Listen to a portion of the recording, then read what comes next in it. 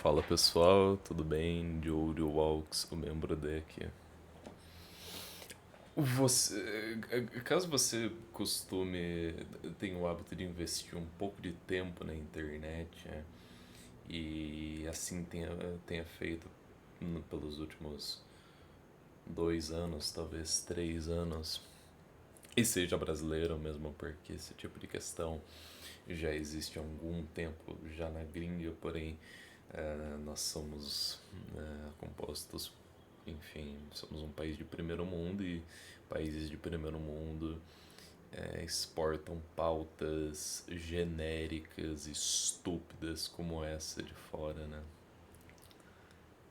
Você deve ter se deparado com uma parcela significativa de conteúdo relacionado a quem sabe, enfim, discussões referentes a ideologia, sexualidade, raça, todas essas questões, todos esses tópicos sendo vinculados normalmente a filmes, a videogames. Você sabe do que eu tô falando, né? Talvez já tenha se deparado com aquele termo, com aquele termo, sabe? Aquele que também não faz parte do nosso idioma nativo, mas enfim. E mesmo o outro termo que faz parte do nosso idioma nativo não diz necessariamente nem respeito a só esse tipo de discussão e serve de jargão por parte de uma parcela reacionária que insiste em querer divagar os mesmos aspectos todo santo dia quando vão discutir um novo lançamento de uma multibilionária na indústria do cinema ou na indústria do videogame. Eu vou tentar ser um pouco menos críptico aqui. Woke, lacração, a quantidade tremenda de material que existe por parte de um grupo que quer porque quer se vitimizar e se sentir vítima, quando que em frente ao fato de que cada vez mais há representações e narrativas que possam resgatar a memória de um grupo em específico, e o outro que defende porque defende essas mesmas multimilionárias quando elas, por vez delas, é, enfim, é,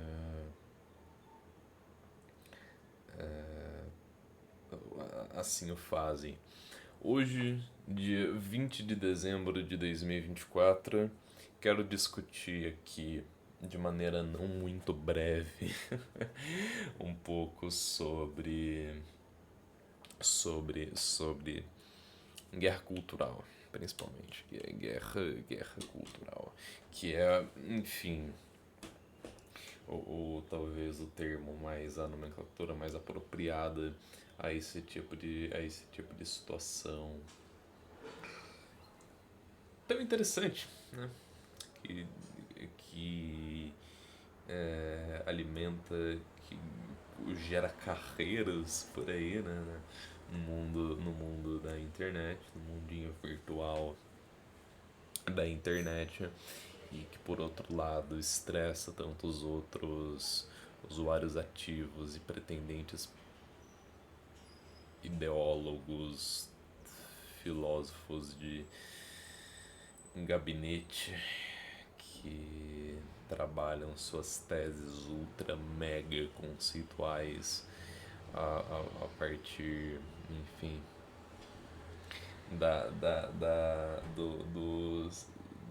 enfim, da da pesquisa científica e do pseudo método masturbatório tremendamente grosseiro.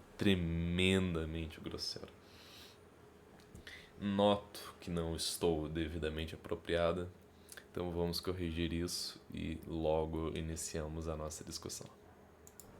Vamos lá. É, Acho interessante comentar primeiro, só acentuar de maneira um tanto breve.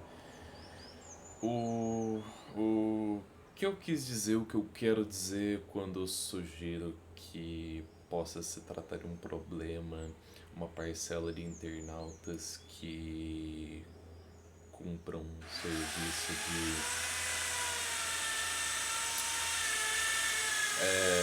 aspirantes a ideólogos ou filósofos que, enfim, fazem de suas análises um pseudo método masturbatório.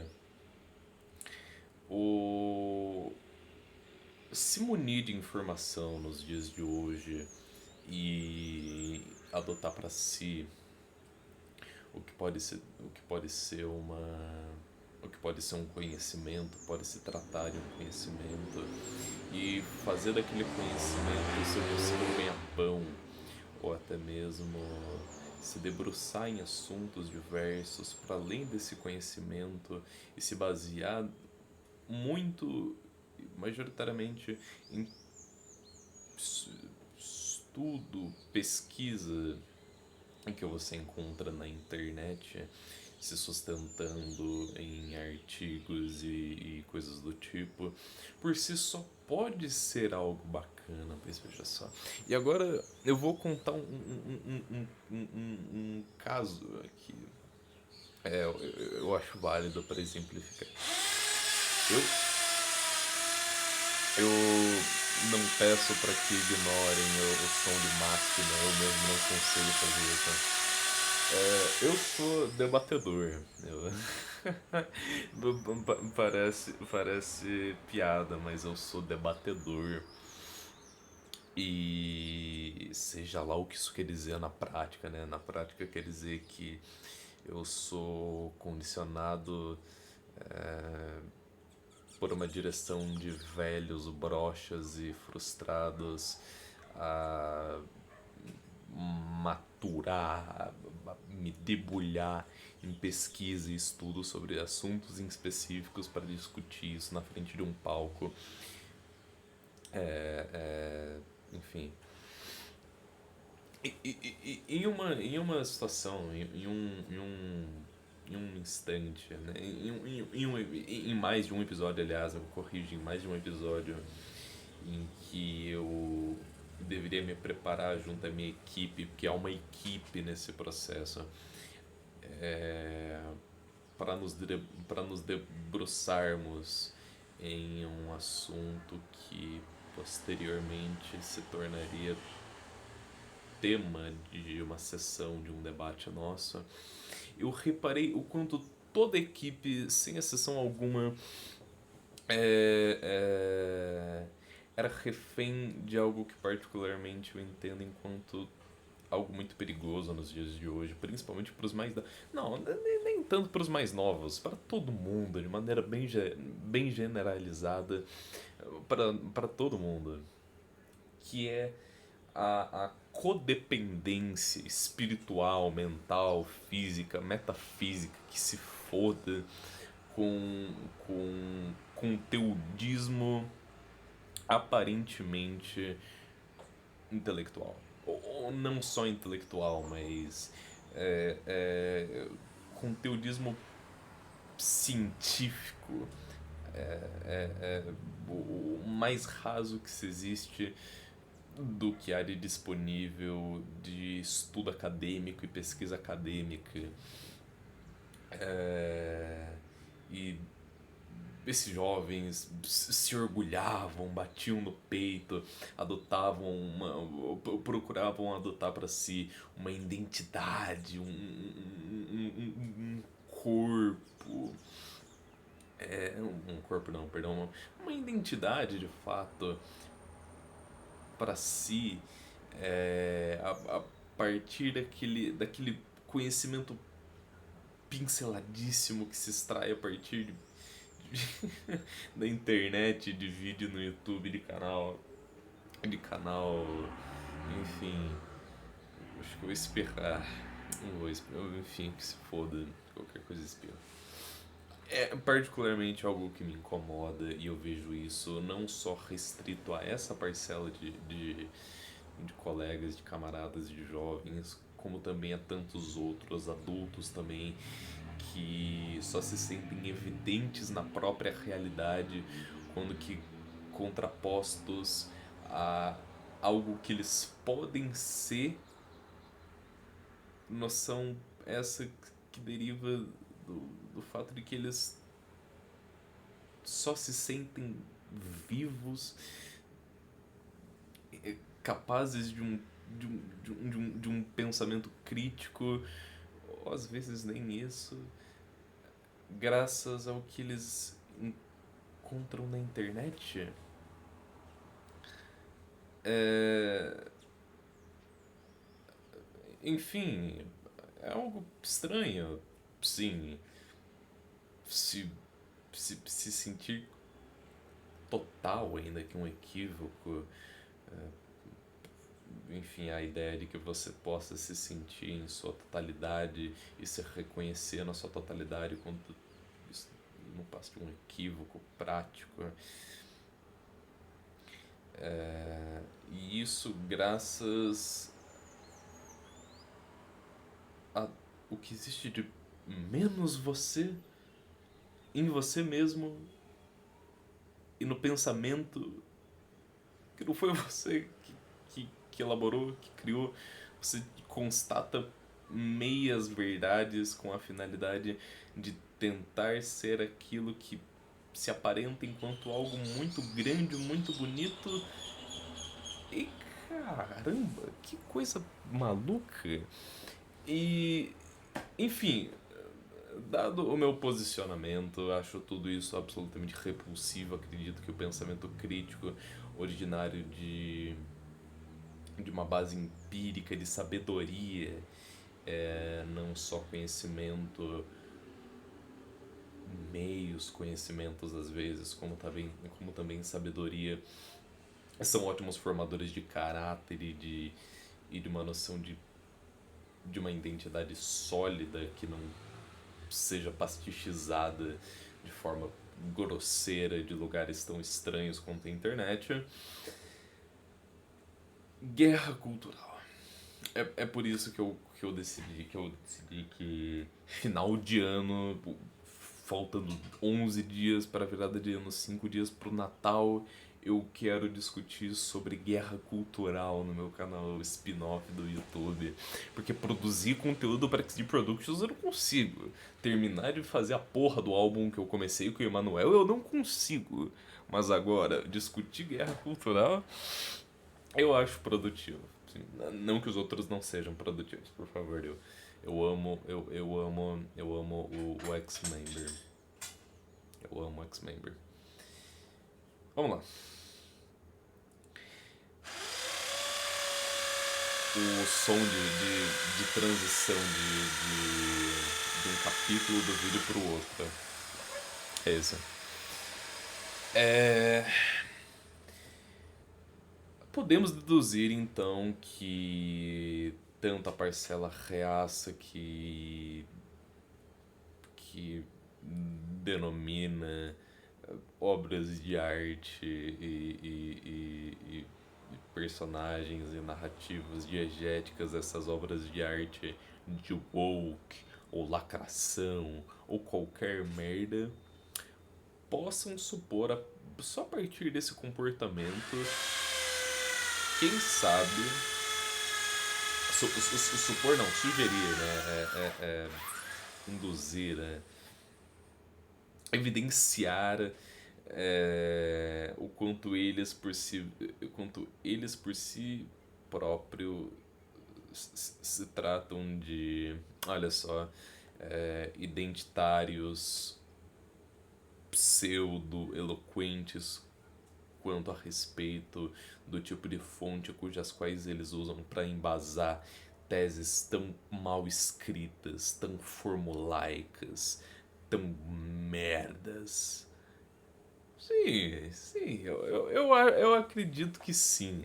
Ainda esses dias, eu até printei e comentei com a Haruína, é, amor da minha vida, sobre um vídeo que eu encontrei no YouTube Eu vinha pesquisando sobre. Eu vinha pesquisando não, naquela situação em específico eu tava pesquisando sobre uma fan, alguma fanart fofa, né? Com um estilo bacana, kawaii, da Bridget, da Bridget do Guilty Gear. Eu nunca joguei Guilty Gear, mas a Haru me apresentou essa personagem, eu achei o estilo dela muito bacana. E enfim, e nessa procura eu acabo por me deparar, por dar de cara com um vídeo 9 minutos de um gringo semi-analfabeto, fanho, estranha, que procurava tecer comentários absolutamente mal, mal concebidos quanto ao possível fato de ela não ser uma garota, mas é claro que toda a base argumentativa do sujeito se dá e deriva de uma retórica transfóbica, genérica, estúpida, senso comum pra caralho. Mas o que acontece? Ele usa os exatos mesmos termos que a outra rapaziada, que essa mesma rapaziada, os vigilantes na internet, os camaradas do moralismo medíocrizante, mente, borro, funcionalmente, disfuncionalmente, essencialmente analfabetos e bobões. Quem diria? Eu vou tirar a porra do blazer porque. Ai, eu não gosto dessa camisa. Fazer o quê? A outra tá suja. Usar todo santo dia. E não que a outra parcela esteja completamente distante também desse mesmo problema. No caso, a outra parcela sendo os críticos aos vigilantes, mediocrizantes, estúpidos, reducionistas, reaças, idiotas, que procuram catequizar a porra da produção cultural deles e do exterior com a única finalidade de não terem que ter os sentimentos magoados pela. Olha só que absurdo. Pela diferença. Pela diferença. E a outra parcela, no caso essa parcela que é contra tudo isso, também não, acaba por fraquejar e muito por não conseguir discutir muito bem o que é que faz com que se exista hoje em dia, principalmente século XXI, 2024, e isso na verdade até alguns anos, desde que a Heineken com a iconografia da comunidade LGBT, que é a PN+, surgiu. E acaba que tanto um quanto o outro, e é claro que é binário pra caralho essa análise que eu tô fazendo, é quase como que os democratas e os republicanos do eleitorado estadunidense, mas é o que eu vejo, não costuma existir muito meio termo para além de uns que, para tentar ser um pouco mais didático, que são absolutamente conservadores no que dizem respeito ao conteúdo e à temática daquilo que se tem enquanto acessível a eles na produção cultural, seja em filme, seja em jogo, seja anime, seja em mangá, seja em música. Me perdi na linha de raciocínio. Vou elaborar o porquê que eu acredito que a base teórica.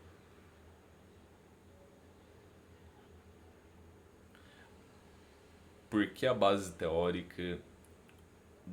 Lembrei a porra da linha de raciocínio.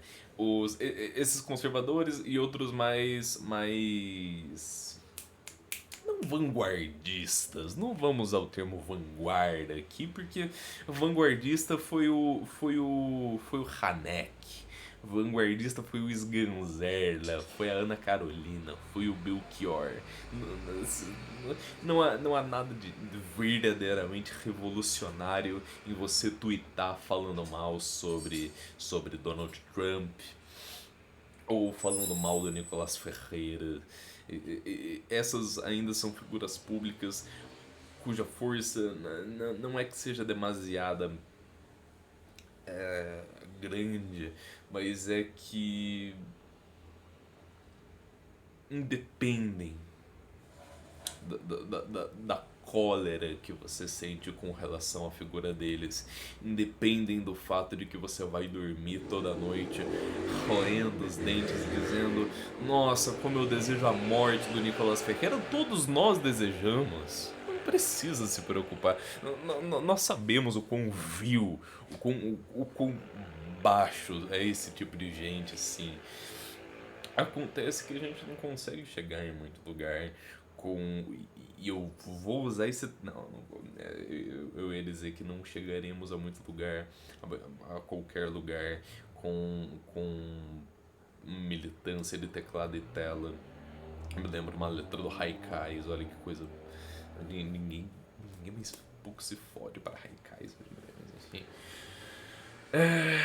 Mas eu não acho nem que o termo militância por si só seja muito correto, até por também talvez ser, enfim, não dizer nem tanto respeito ao tipo de discussão e ao tipo de temática no cenário atual da internet, no cenário contemporâneo na internet, o qual eu tô discutindo aqui hoje. É, Enfim, para tentar encerrar, eu acho que a minha linha de raciocínio acabou ficando um pouco confusa, até um pouco para mim. Mas enfim, são muitos pensamentos aflorando aqui, né? É, é difícil colocar tudo, evidenciar tudo. Ao meu ver, o que faz com que as empresas, o que faz com que as multitrilionárias e muito, principalmente na indústria do entretenimento, recorram a inserir, a enquadrar, sejam minorias ou grupos cujos quais não haviam muito papel ativo no entretenimento há algum tempo. Sempre tiveram, mas claro, com um alcance, com uma frequência muito menor a com a qual a gente presencia hoje em dia, principalmente, se dá também por corporativismo, a gente não pode negar. Acontece que não me parece muito lógico acreditar que seja tão e puramente por corporativismo e por uma malícia por parte dessas empresas, mesmo porque por trás dessas empresas ainda existem autores, ainda existem mentes criativas que de fato acreditam naquilo. E vejam bem, não que de fato tenha mais público por inserir um tipo de pauta ou corresponder a um tipo de agenda. É claro que visibiliza dependendo do quão polêmico for. Mas vamos usar aqui exemplos um pouco mais concretos para para pro que eu quero entregar aqui hoje no vídeo. O que faz com que, por exemplo, um Baldur's Gate. Não é Baldur's Gate. Eu não lembro agora um jogo que. Eu acho que Baldur's Gate, sim. Que tinha. Eu acho que uma personagem lésbica, uma personagem transexual, eu não lembro agora. Tem muito mais destaque, holofote, ao invés de um Disco Elysium, por exemplo, que também é um jogo que. Também, veja só, o mesmo tipo de mídia que também corresponde a quem sabe o mesmo tipo de público ao de Baldur's Gate, sendo esse o RPG, o role-playing game. Disco Elysium, por sua vez, também flertando durante, enfim, toda a sua duração enquanto, enquanto jogo mesmo, com discussões e pautas relacionadas à homossexualidade e por aí vai. O que faz com que um Baldur's Gate tenha muito mais reconhecimento popular e marketing entrega boca a boca a um Disco Elysium da vida não se dá pelo simples fato de discutir aquelas temáticas. Se dá por marketing bem feito, por uma não só marketing a partir em cima desses fatores que dizem respeito ao conteúdo do jogo, como também marketing em relação ao produto, ao que simboliza enquanto mercadoria, enquanto propriedade intelectual de uma empresa e obra de arte de um autor. É muito simples, é muito simples. E existe toda uma putaria feita na internet em cima desse tipo de coisa, quando é muito simples, na verdade. É, se talvez hoje temos muito mais contato com. Agora, partindo aqui da lógica narrativa, temática, é, con- de conteúdo das obras. Se hoje temos muito mais personagens negros, muito mais personagens da comunidade LGBTQIAPN+, é, talvez se dê sim por uma maior, enfim, uma maior fermentação do que pode ser um encaminhamento para uma, uma ruptura do que há de tabu, do que sempre houve de tabu quando se discute sobre ou movimentos negros e negritude, periferia, ou até mesmo, enfim, cultura e homossexualidade. Mas veja só, pode ser sim também um momento em que nós enquanto imaginário coletivo nos desvirtuamos do que pode haver de tabu nisso. Porém, a gente ainda tem que considerar que grupos como indígenas, ou ainda no papo da sexualidade, a comunidade do couro, do BDSM, nunca, até então, nunca tiveram esse tipo de alcance, nunca tiveram esse tipo de discussão tão acalorada enquanto discussão pública. Nesse sentido, talvez dê para se considerar que se trate de corporativismo de fato. Não deixaria de ser corporativismo independente das boas intenções e de quem tá por trás daquilo ali. O meu ponto é que talvez não seja tão vil, tão horrível, tão maldito quanto uma rapaziada na internet mais progressista ou até aqueles mais conservadores dão a entender e sugerem. Há algo de bom talvez nisso. Porém, nem de longe é o que a gente precisa, sim, reconsiderar a nossa própria relação e o que nós entendemos enquanto sendo humanidade, isso é, não sendo só homem e mulher branco de classe média para cima que discu parafraseando, pegando aqui o Emicida, que discute Marx, mas não entende o que de fato é a fome. Porém, ainda há muito o que se considerar quando a gente também vê tantos outros grupos sendo triplamente marginalizados, excluídos, quando se, quando se pensa em representatividade desses em produto para massa,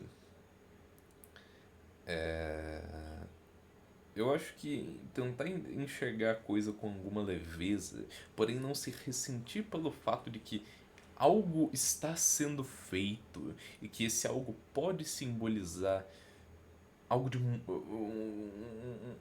futuro potencialmente bonito.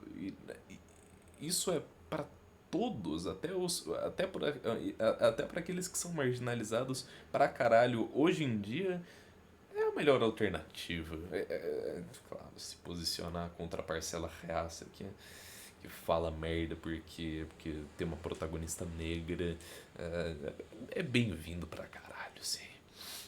Até porque ignorância e partidarismo estúpido, é, cego pela comodidade de uma mentalidade reducionista e juvenil que só existe pelo medo de querer crescer e lidar com a porra do mundo real do jeito que ele é algo, enfim, não faz nem muito sentido lógico, mas enfim.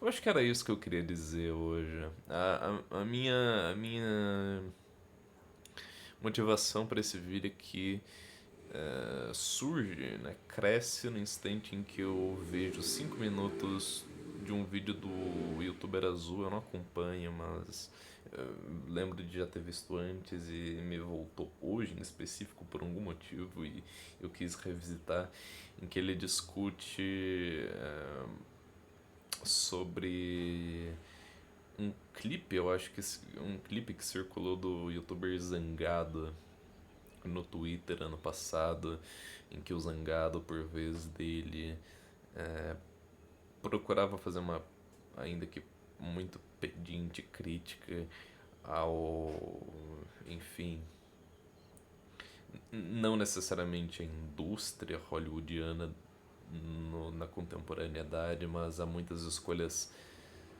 criativas que eles fazem com em relação a conteúdo dos filmes.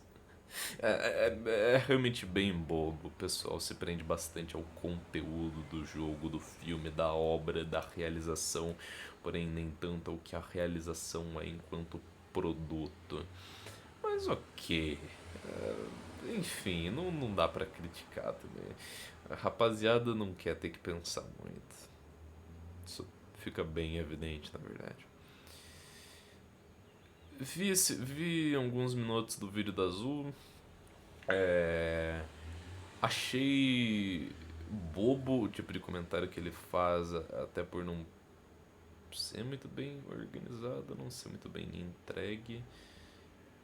Faz algum sentido, porém algum, não todo. Segue sendo equivocado e foi isso que eu procurei,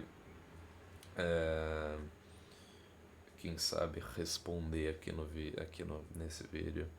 Não foi uma resposta, só a encomenda do meu ponto de vista estúpido com relação à guerrinha cultural e sentimento de identidade na internet de 2024. Enfim, 2025 tá chegando, esse provavelmente é o último vídeo do ano, talvez fique. Enfim, eu acho que faz sentido, né? O mais longo ser o último. Talvez eu grave, eu vou viajar daqui a uns dias e talvez eu grave alguma coisa dessa viagem. Poste, foda-se. O que importa é que o ano está acabando, eu estou ficando mais velho, a internet está mudando. Formas estão sendo formadas, mentalidades, pensamentos críticos, idiotas, imbecis, os ultra estúpidos estão se formulando e, paralelamente, se desformulando. Avançamos enquanto humanidade, encaminhamos para nossa extinção a cada dia. Enfim, eu sou o Jojo Walks, o membro de, e fico muito grato a quem acompanhou até aqui. Um abraço, fiquem muito mais